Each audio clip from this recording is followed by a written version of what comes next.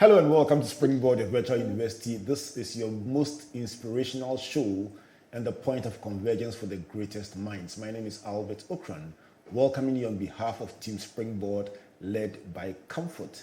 Springboard is brought to you by the Springboard Ratio Foundation in partnership with the Multimedia Group and proudly sponsored by MTN Pulse, the enterprise group UMB Bank, with support from the graphic business.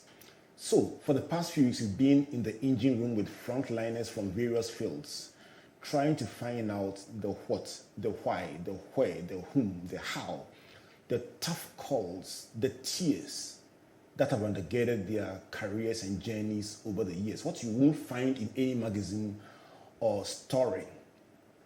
We've been blessed to have so far Diana Hamilton, Israel Laye, Ajiti Anand. We've had Anita Eskin, Kwame Eugene, Father Campbell, and Ohinere Gifty Auntie. Today, we bring the Queen herself into the studios here at Springboard. The name is Doreen Equia Welmina Andoh. Doreen, good to see you. It's good to see you. That name. I'm happy to be here. Congratulations. Let's start with congratulations for receiving the Glitz Africa Women Excellence Award. Thank you. Recently. Thank you. After so many awards, does it get to the point where you say, oh yeah, one more into the bag, or do you still say yes when you get another award? Yes, I say yes when I get another award because God blesses me every day. And whenever it's another extraordinary blessing, I am grateful for it. So yes, I am totally excited, and it gives me such pleasure when after all these years, I am still recognized in the business. So I like that. Talking about all these years, as is my custom, I sat down to calculate. Oh gosh. To calculate how many shows you've done. I mean, we are 13 this year at Springboard, and so for a weekly show, if we allowed for maybe 2 weeks in the year that we don't do a show, 50 shows in a year times 13 is about 650 shows. You do a weekday show 5 times a week. If we allow for 1 year sabbatical, you've done 6,500 shows. Wow. How do you stay motivated after so many shows? Well, like the Nigerian man would say, now God. Because I know for a fact that I don't do it by myself. I walk into that studio sometimes clueless. I don't know what I'm going to do today. What I know for sure is that God would tell me what to do. Because sometimes I can go in there with a playlist and sometimes I don't. And I just follow my instinct and I just go with it. So it's not me, it's just God at work.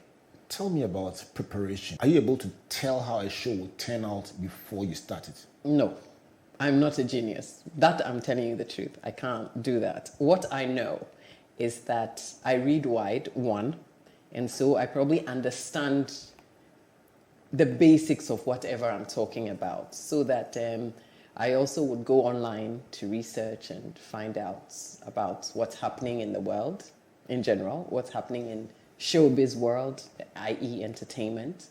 I will also pick out songs that I think, the listeners will like, which is the difficult part because you are just playing to a whole group of people that you don't know and haven't met before. So satisfying them too can be very, very tasking. So I try to think outside the box, and sometimes I probably would have a list, but sometimes the beat that you hear in your head or in your ears actually inspires another beat. So then you hear something and like, oh, this one fits better with this. And so you change it along the line. So sometimes you would prepare, but by the time you end, the list probably would have changed. When they say action, there's something else takes over. What kind of skills do you need to be a good Doreen Andoh? Is it listening skills? Is it musical appreciation? Is it a certain sensitivity to moods, ongoing national events, global events? What kind of skills do you need? All of that. You have definitely said it. I think you need to read wide. You need to have a strong sense of music, a strong sense of humor. You also have to understand what's going on in the world, especially in our world, the show business world. So you're talking about it with ease. And you have to have a knack to satisfy people that you don't know and you don't see. It's difficult, but we try and bridge the gap every day. You talk about our world. let's break down the word cosmopolitan. It's about having relevance beyond your immediate environment. Right. Being the word cosmopolitan, which is the name of your show, means something that can be exported across the world. Right. Do you sometimes get people reaching out to you from different countries, or you travel somewhere, you meet somebody who says, "I listen to you," and you're like, "Even here?" Yes. Do you get that experience? Yeah, I got that once. I was walking through the airport in Paris, and then a lady says, "Doreen!" So I turned around Like a and Spanish voice. she had a too. I'm like, who is this? And luckily I was walking with another lady from Ghana. And she's like, "Oh, Doreen, they know you here too." Wow. And then I'm like, "Oh my goodness, how are you?" And she says, "I'm fine." I'm like, "Have we met?" She says, "We've never met, but I listen to your show. And I probably, know your face because I've seen pictures of you." So we had a conversation, and she said she worked with Air France, and she was originally from Ghana, and we had a very nice conversation, but it was a big surprise. And I was walking through a Costco in America one day, and then a lady just stopped. "Is that Doreen Andoh?" I'm like, "Oh no, Not here too." Not here too, but so it does happen. And I do receive messages from people in different parts of the world saying, "Hey, I'm listening to you. It's X AM or it's X PM, and I'm listening to you and I'm enjoying the show." So I get that.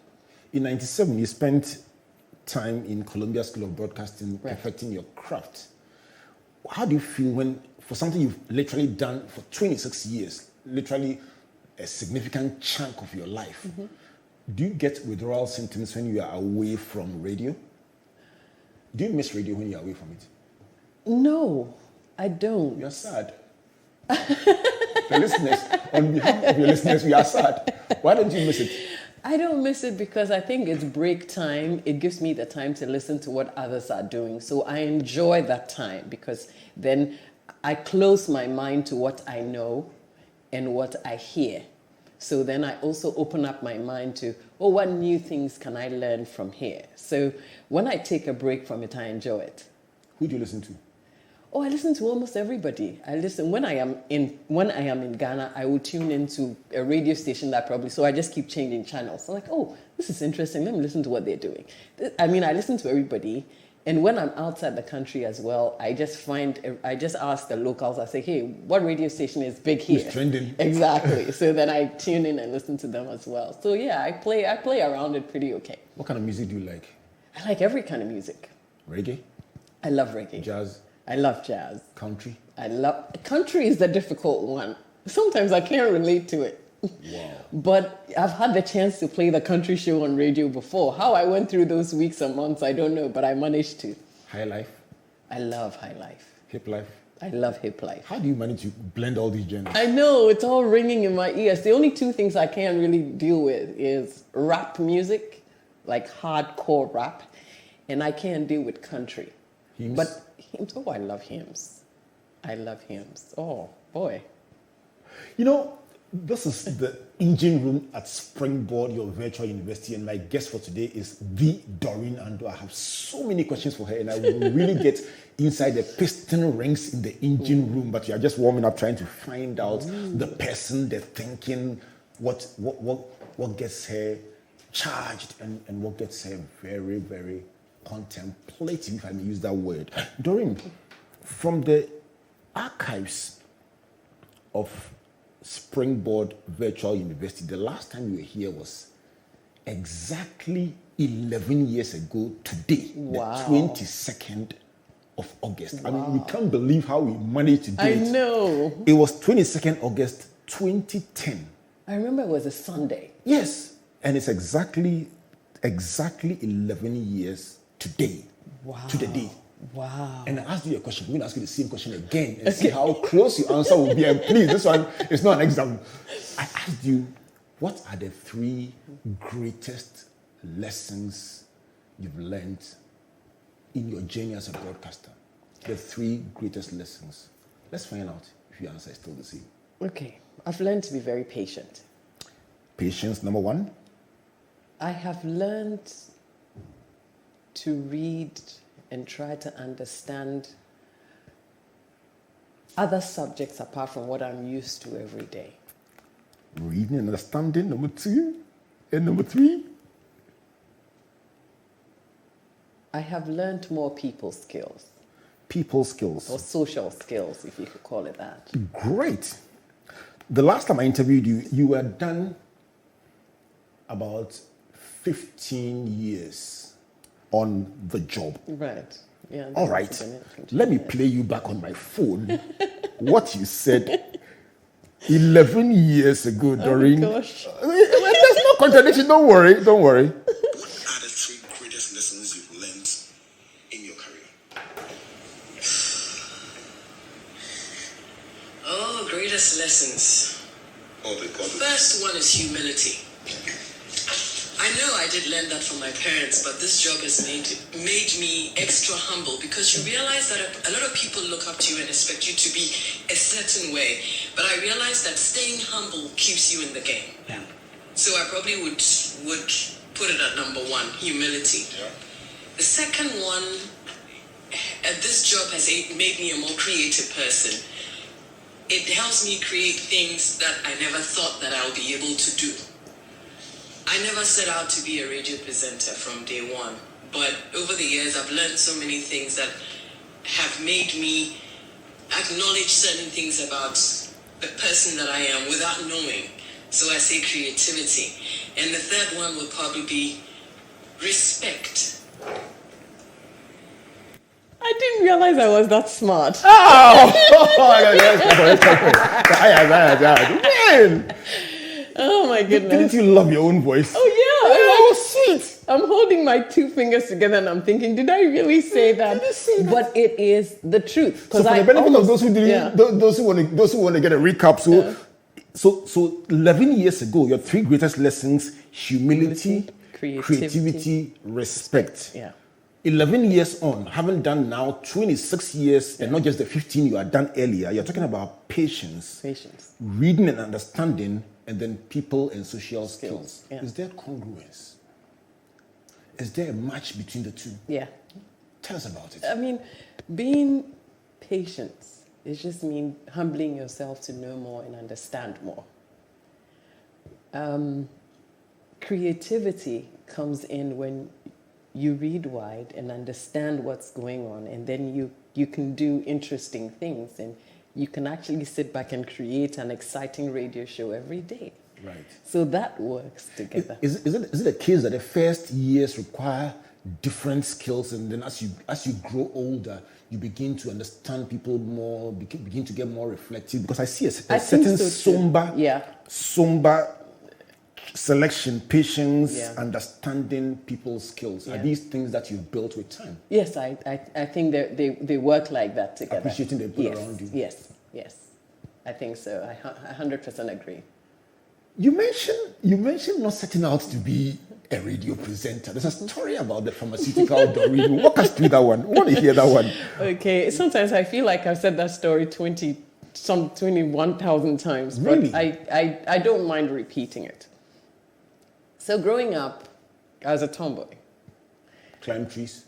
Oh, everything you can think Chaskili. of. Chaskili, football, gutter to gutter, everything you can think of. I just would do my jeans and t-shirts, and I was running around. And when I set out to secondary school and started learning new things, I just thought, why not do pharmacy when you get to university stage? My father was excited because he was a pharmacist, and I just, so I would talk to him about several different things about pharmacy and medicine, and I like the understanding of it, and it was something that I'd look forward to doing. When I finished A-level, unfortunately, or fortunately, I had to write physics and chemistry again. So when I was doing my Second World War, I was on my way to go and write my first mock exam to write the real exam, Second World War. One Saturday morning, I got into a car accident and I broke my 2 legs. So my whole school year, 1 school year was gone because I spent 3 months in the hospital. They put metals in my legs. I had to learn to walk all over again. I recovered, came back home, and went back to write the exam again the next year because I had missed out on 1 school year. So after I finished that exam in about maybe May, I was at home, not doing much, and then I heard Joy FM start transmission, and I thought, oh, this is something interesting. I'd gone to visit my sister in tech just around that time, and she was doing tech radio, and we had enjoyed doing it together. Is she still in radio? No, not at all. We have similar hobbies, and so hanging out with my sister doing radio was something Is it fun. Baba? No, my sister is Yvonne. Yvonne. And so, I thought, yeah, this is something that I want to do because I'd just done it one time with my sister and I enjoyed it. So I said, yeah. So I came across a friend who was working on jingles for the Joy FM radio. And I said to him, can you introduce me to these people because I want to try out here. And so he did. And then I was invited to come in and talk to Dr. Brigadier Chum then, Mr. Tommy Ananfosen and Mr. Kwesi Chum. And they made me read some newspapers out loud, and then they said, do you have an audition tape? I said, no, I don't. What's that? What was that? We all kind of laughed about it. And then they said, well, we like to hear you read, you sound good and everything, so come by here tomorrow. And so I went by the next day. And then when I got there about 10 in the morning, they put in my hand a couple of, pieces of paper that had the news written on it. And they said to me, well, you're doing the news at noon. You're serious? Yes, I'm serious. So I had to read it over and over. I can't count the number of times I read it, but I made sure that I was going to read this without a mistake. So just a couple of minutes to midday, I sent into the studio, they played the news jingle, and I had to read a 5-minute, it wasn't 5, it was a 10-minute news bulletin. How did it go? It went very well. There was no mistake. I finished reading it, and everybody was standing outside and they were clapping. I'm like, ooh. Right. And I was the youngest person there. How old were you then? I was about 22. How did it feel? It felt good. I was scared. Tell me about the fear. Oh, no, I was scared. Because I'm like, what if I make a mistake? Right. But I said to myself, it is your only chance to prove yourself. Did you want it? I wasn't desperate. I was enjoying myself. I was young. I was looking forward to going to university. And this was all a hobby and a fun thing. But I just knew that I had to do it right. And so I did it right. And they said, well, come back tomorrow. Let's do it. So I went the next day, and the next, and the next, and the next. And one day I decided, you know what? I'm just going to go do journalism. Because why is it that I'm trying to do what I want to do and go to pharmacy school? I have an accident. The lecturers go on strike before university starts. Why am I wasting my time waiting for lecturers? So I decided to go to GIJ. Wow. Do you think, they talk about serendipity, the hand of God working in all these things to execute a purpose. Mm-hmm. I know the accident is a very painful thing to talk about, but looking back, would you say that it was the hand of God steering you somehow out of those negative circumstances into a destiny? Yes. Now that I sit back and I think about it, I think God just needed me to listen to something. In as much as it put my whole, education in a whole different realm, I think I also had the chance to get closer to God. Because there are several things that happened when I was in hospital, and I can probably just summarize. Please do. I would like to know. When I was in hospital, I remember that my dad will always go and talk to the doctors and say, oh, when are you, operating on my child? I was on a hospital bed for a whole month without surgery, without nothing. And my dad was always worried that, if you let her sleep in this bed, the bones will heal wrongly and you'll have to break it again and fix it when you are doing the surgery. And it did happen. But, and at that time, I had a bunch of young people who will come in on visitations on Sundays and on Saturdays to pray with the patients. And through that, I found a certain belief. And I began to understand God more. And I said, even though I'm here and I couldn't write the exam, it's okay. It's giving me the chance to step back away from my busy running schedule and listen to the word of God and try to apply it to my life. A month after I had been in that bed and I still hadn't had surgery, I had a dream. In the dream, I was in front of this big white door, and there were 4 men holding on to the stretcher. And it just had on the door, surgery. And then they wheeled me into the room. And then somebody in the room said, get up and walk. In that dream, I just knew that I was going to walk. I don't know how it was going to happen, but I knew I hadn't had surgery. So I had one leg in traction and the other one in POP. I hadn't walked. I didn't know how the surgery looked like. But in that, it wasn't really a dream per se. It was one afternoon. I was just lying there and I saw all these things flash in front of me. So I said, is that God telling me something? But it just gave me that strong belief that I will walk. Wow. And I knew it. I knew it in my heart that it will happen. How? I don't know. But I believe that surgery I was going to have was definitely going to be successful because I had seen it. How did it go? How did the surgery go? It was fine. It was 12 hours. I had to do physio for about a couple of months because I had a stiff knee because it was lying in traction for a long time. You still have metals in your leg? Yes. Wow, metals in your leg and a smile on your face. Doreen, you're an incredible person. When I go to the beach, it will rust. I'm just kidding. My dad always used to say that. Wow. Yeah, I have it. I have my left leg. But this is beautiful. A beautiful story of faith, of tragedy, faith, and serendipity. Tell me, Doreen, so you had a visitation from God, if I may call it that. Yeah, I strongly believe that. In which you were assured that the surgery will be fine, and the surgery was fine. What did it do to you as a person? And subsequently in your life, what did it do to you? For me, it just said to me that God has a time for everything, 1. And 2, when he tells you he's going to bless you, he will bless you in his own time. And when he says something, his word is bond. It doesn't change. You just have to have faith and believe. That's it. Beautiful sermon. Have you ever thought about becoming an osofo? Oh, yeah. I play around with it, but it's something that I hope to do. I'm trying to do that through Sunday school. And do you teach Sunday school? I'm actually going to apply for Sunday school. Wow. They just said at my church, Mary Mother of Good Counsel Church. Wow. Yeah, show me where your classes are. Come and sit in. Oh, no, honestly, they just announced it on Sunday that if you wanted to teach Sunday school, there are certain lessons for your class will be packed. So I'm looking forward to starting that. I'm looking forward to it. I know your pharmaceutical history, but if you didn't become a broadcaster, let me give you 5 professions and find out which one you would have been. 1, farmer. 2, tour guide.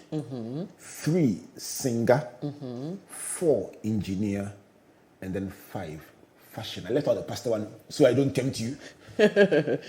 The only one I probably wouldn't have done would have been a singer because I can't sing to save my life. I can sing in the shower very well. The rest, forget it. They probably would sack me. So that leaves out 4. I would have done. I would fashion, farmer, tour guide, engineer, fashion. I definitely would like engineer. I'm scared. Maybe my math won't be up to par. Okay. But that leaves out 3. That leaves us with 3. Yeah, farmer, but tour guide, fashion. I can volunteer one. An investigator. I would like to do that. Honestly. Investigator? Yeah. What about it fascinates you? I just like to dig up information. I hope you haven't dug out anything about me. Oh no. I mean, I just like to find things, And because I like to talk to people. And I realize that I pick a lot of things. And I watch a lot of CSI, by the way. Oh, okay. that makes you and comfort classmates.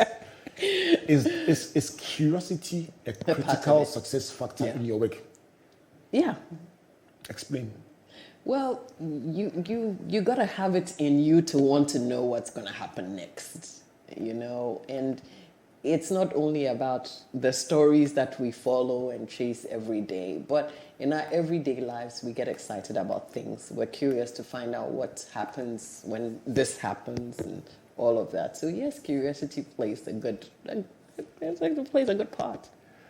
This is Springboard, your virtual university. I have the wonderful privilege of catching, let me use that word, catching Doreen Andoh and bringing her into the virtual university studios in the engine room as we explore that part of her life that you would never, ever find out in any other platform but here in your virtual university. She's told us a beautiful story. She thinks she said it over and over again, but today she's brought a dimension to it that you never heard before. Doreen, is that correct? Yes. Beautiful.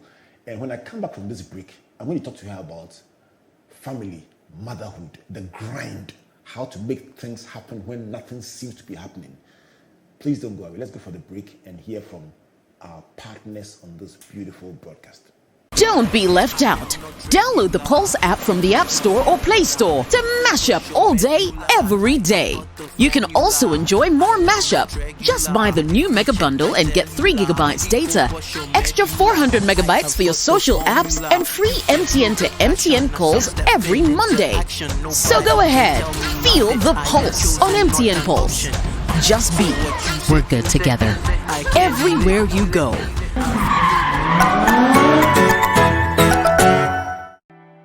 There once was a man who had it all.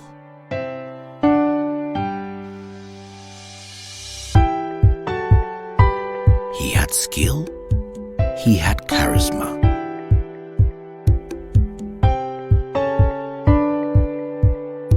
He was loved by all, but above all, he knew the importance of helping others, lifting others up. He knew the importance of giving other people an advantage so that they too would use that advantage to help others. All you need is that advantage that sets you apart from the rest. And when you discover that advantage, life's challenges don't seem so daunting anymore. That's where we come in. Enterprise, your advantage. UMB was established in 1972 as the premier bank for the corporate and private sector in Ghana. From our very beginning, as the only Ghanaian bank serving all categories of businesses, we set a standard for excellence and innovation. Over the past 45 years, we've built a financially healthy and strong bank, demonstrated our commitment to our customers and to growing businesses, and exhibited originality and innovation at every turn. At UMB, our focus is built around people, service, products and technology. These are the key to our present success and our future triumphs. At UMB, we're poised to make a difference not only with our customers, but also in the banking industry. We invite you to share in our future. Our future starts now with you.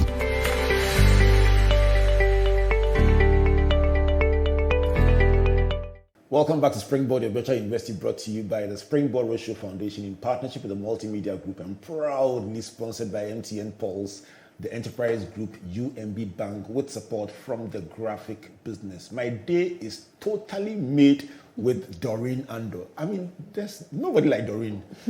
Beautiful, just insightful and very special experience, sharing the lessons of her life so far, and I just don't want to stop this interview. If you just joined us and you didn't take notes, let me just tell you what she's been saying so far. She talks about awards, leaving her always grateful to God. She talked about staying motivated, reading, research, musical appreciation, and humor as some of the critical success factors in her work. Her 3 greatest lessons were very special. 11 years ago, her top 3, humility, creativity, respect. 11 years later, patience, reading and understanding, and then people and social skills. She says, with time, the perspective keeps changing. The 4th is about the beautiful story of tragedy, faith, and serendipity, and how God guided her out of her pharmaceutical aspirations into a world of journalism and the steps along the way. Very beautiful. I have some more questions on that one. And then the fifth is about curiosity. She says she loves CSI. And if she didn't become a journalist, she probably would have become an investigator. That's another interesting one. Doreen, let me go on to family and motherhood. How is it like? No, it's fun. It's exciting. Tell me about them. Your beautiful angels. I have twins, a boy and a girl. And they're fun to hang out with. They're learning to talk. Do they look like you? Beswa, the girl looks like me. But they all have several other features that they picked up. So, they're interesting. They're learning things very fast. We speak Fanti. And so they're learning to say words in Fanti.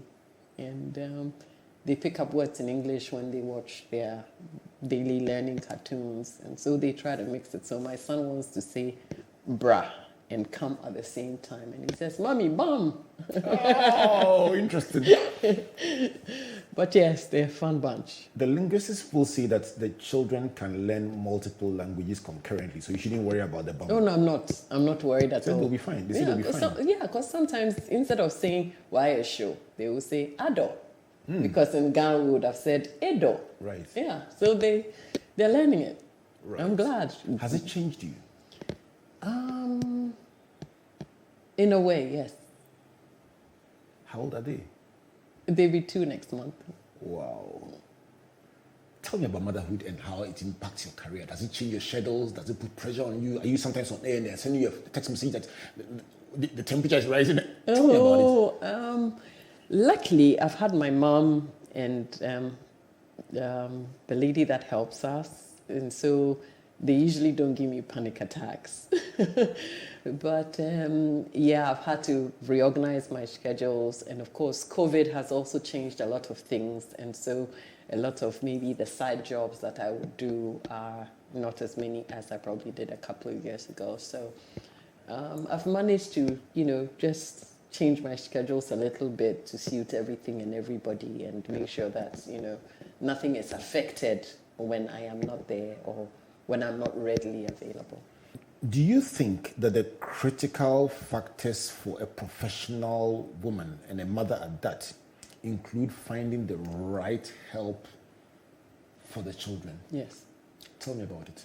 You see, because I've met people whose careers have stunted just because they couldn't find the mother to come in to help, or the house help, domestic assistant. They just didn't get the right help, and it affected their careers. Tell me about it.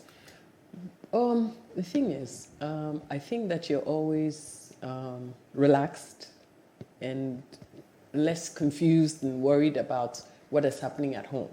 So far as you have people at home who are taking good care of your young ones, it gives you a clear mind and you are more focused to do whatever you're doing on the job.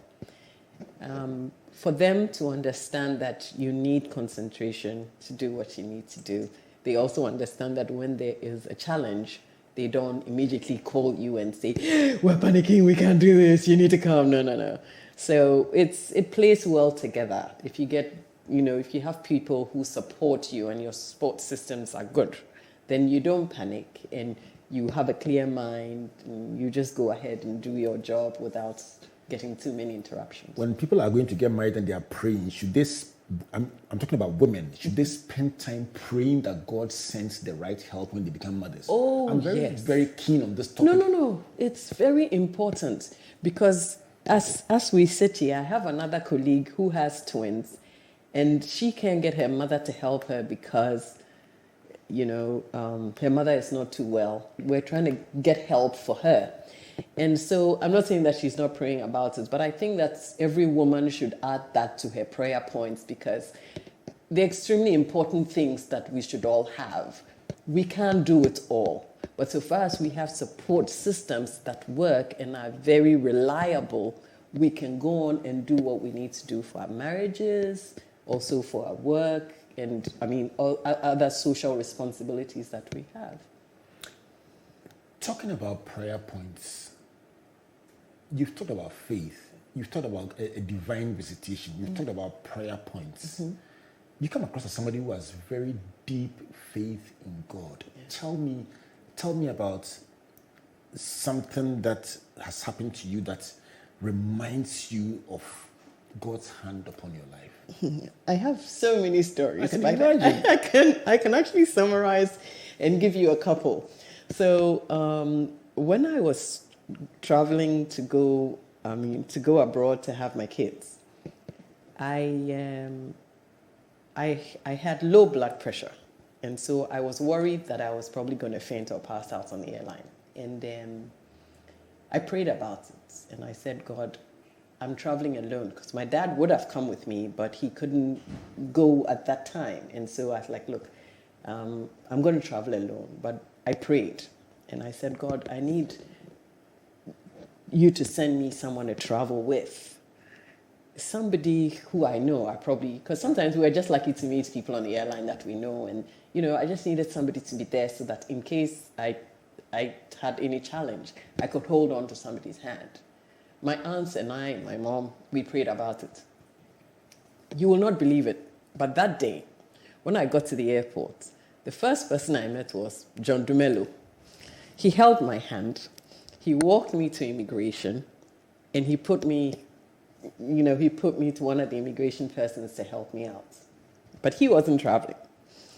After I went through immigration and I sat down, then another friend of mine who has triplets, I know.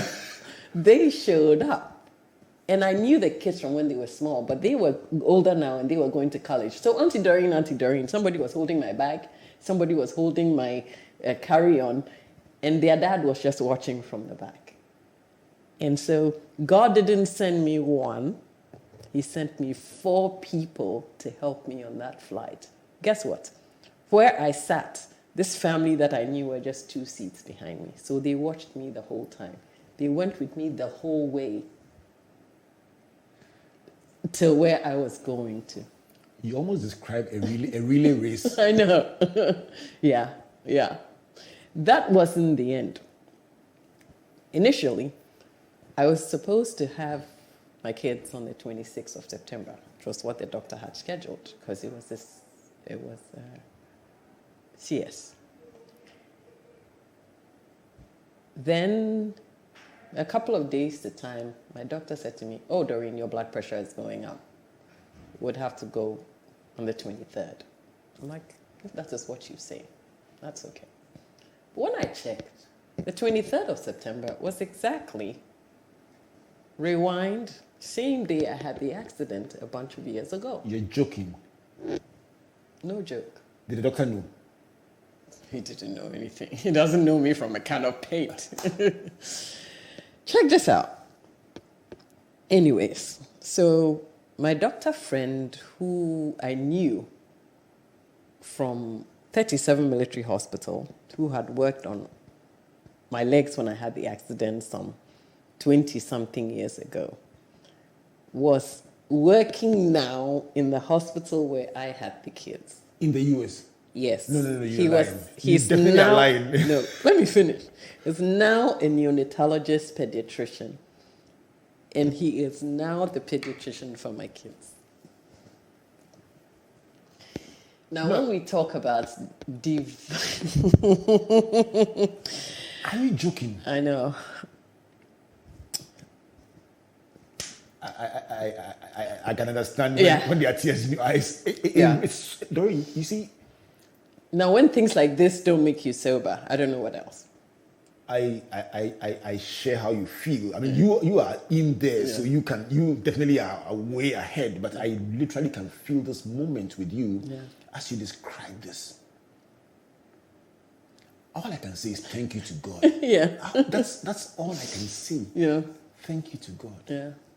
But that's surreal. It's surreal. That is the exact word I probably would have used too. It is surreal. Have you changed from the Doreen Andoh of 26 years ago? Maybe I'm still the same person, but my faith has increased some more. Let's talk to somebody who's going through the grind, because this is a perfect time to speak to somebody who thinks their ducks are not just lined up and nothing makes sense in their story and everything seems to be against them. Do you have a word for them? I mean, do you think you can tell them something based on your experience? No, sometimes you think that a lot of things are against you. And sometimes you can tell. So how come this is not going well for me? How come I went through this and I haven't been able to, get out of it? But I always say that when you pray, God listens. Now, when God talks, you have to listen too. You have to take time to listen because you have prayed. But the most important thing is for you to pray first. And sometimes you would hear him say something to you. It's always good for you to listen to that inner voice. Sometimes we don't listen, but we have to have faith in what we tell God. Because in his time, he will answer that prayer. We are human and we don't understand how he works, but he will turn it around for your good. Sometimes you don't understand how, but it will happen. And when it happens and you sit back and think about it, then you're like, God was at work. Doreen, let's find out about what you see as your greatest assets as a person. My greatest asset is my family. Tell me about family. I've asked about your children. I haven't asked about your sweetheart. Yeah, my dad just passed last year, but Sorry, my mom is still here, my siblings, my uncles, my aunties. I'm lucky to have 5 of them each. So 5 aunties, 5 uncles on my mother's side. I have 1 surviving uncle on my dad's side. And I have a large extended family. And I love the support I get from them, the fact that we're there for each other. They're all I have. If I didn't have family, I probably won't be here. How big is family as a support system for some of the critical moments that you describe in your life?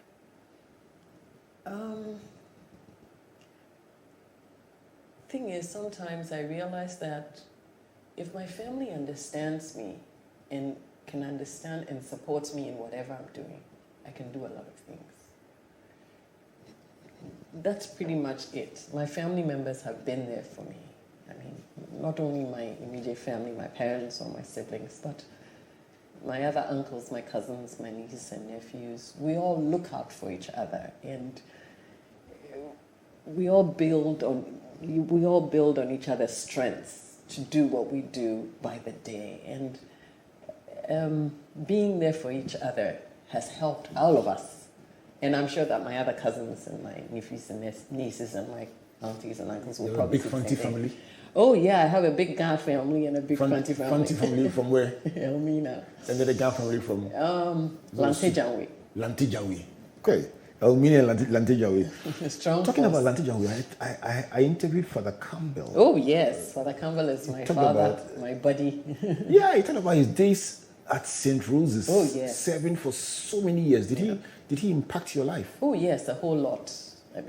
He was. When I got to know Father Campbell, I was 11 years old. Wow. And so he taught me a lot of things about, Christianity and being a Christian lady and what one should do and what one shouldn't do and how to live as such. And we enjoyed several retreats. We had one retreat every... talked about them very, very we had one retreat every term. So 3 terms in one whole year.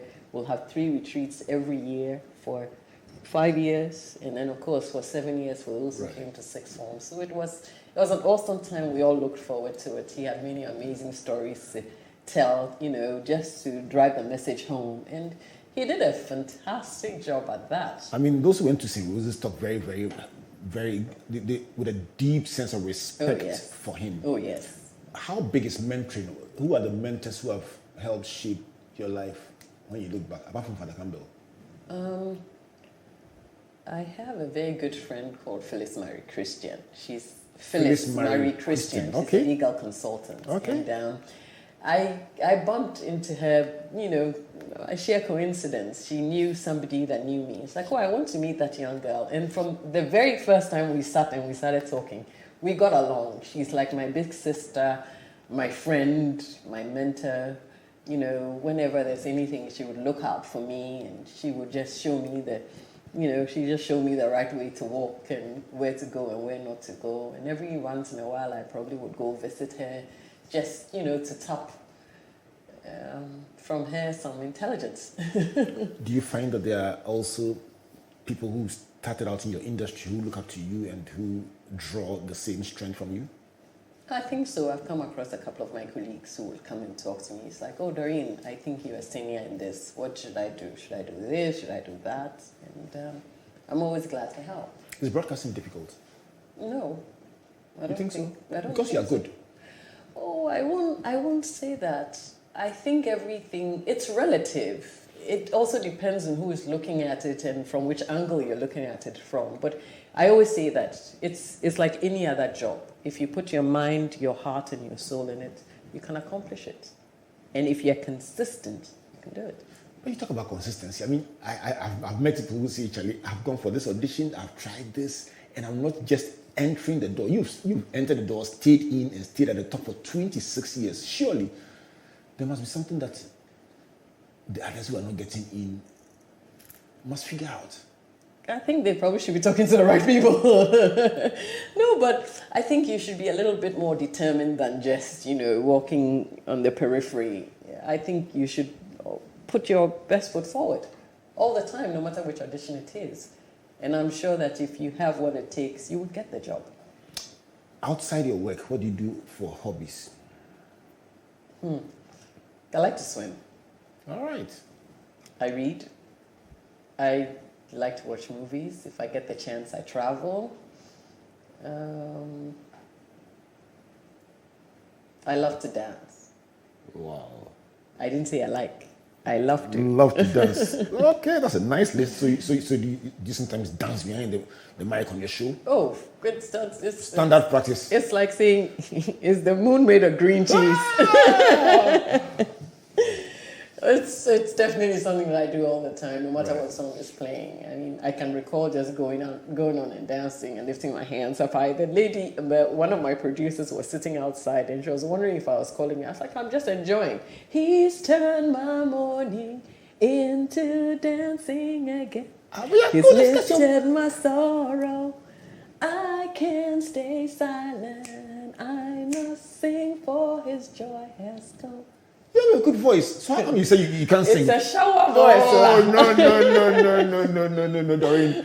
It's been a beautiful conversation, drawing out for me the lessons of your life, getting to the engine room with you. And for the benefit of those who just joined us, Doreen has spoken about, number 1, awards, being grateful to God for all the recognition. Number 2, staying motivated by continuous preparation, reading, and research. 3 greatest lessons today: patience, understanding, and social skills. Years ago, it was humility, creativity, and respect. Lesson number 4 is about serendipity, how God, through tragedy, navigated her life forward and the faith it has built in her. Lesson number 5 is about curiosity. If she didn't be a journalist, she would be an investigator. Lesson number 6, very special. Motherhood is possible as a professional when you have great support, and I love that one.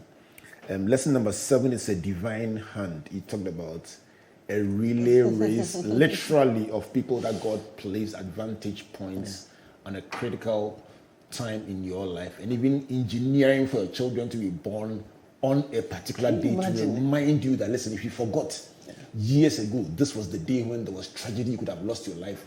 But hey, not only did you retain your life, but you are giving birth on that day as well. That's sweet. Number 8 is about your greatest asset, and you see it is family.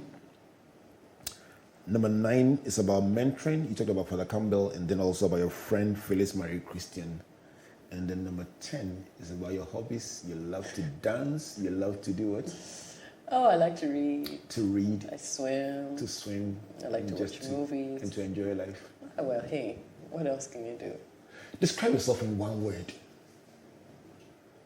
I'm just a fun-loving person, period. Fun-loving-person. If you just joined us, this has been... Need a word. Oh, definitely. If you just joined us, this has been Doreen Andoh sharing her lessons here in the engine room. Let's have that conversation. Which of these 10 lessons is your favorite? I'm struggling between the one about divine hand and the one about serendipity because they are cousins, first cousins, or maybe they are twins. One boy, one girl. One is called Besua, and the other one is called Besi. Just too sweet. During your closing thoughts. First of all, I'm grateful for the time you spent with me here, and I honestly hope that my story will inspire somebody, because the truth is, whatever we're doing as human beings, don't forget that you got to live your life in such a way that the other people who are looking at you would learn something from it. I see and learn from people every day, but let your life be an example too. I hope mine has been a positive example. I pray that you would also get inspired by whatever we've spoken about today. Don't lose it. Always remember that when you trust and have faith in God, He will never disappoint you. And that is Pastor Doreen Andoh bringing the show to a close, and it's been beautiful. Sign up for that her Sunday school class at Mary Mother of Good Counsel. Is that the name of the church? Yes, yes. And be in that class and send your children there, because she'll be a great, great minister of the gospel. On behalf of MTN Pulse, the Enterprise Group, UMB Bank, Team Springboard, and the graphic business, and of course our friends at the multimedia group, my name is Albert Okran, saying God bless you, and God bless you.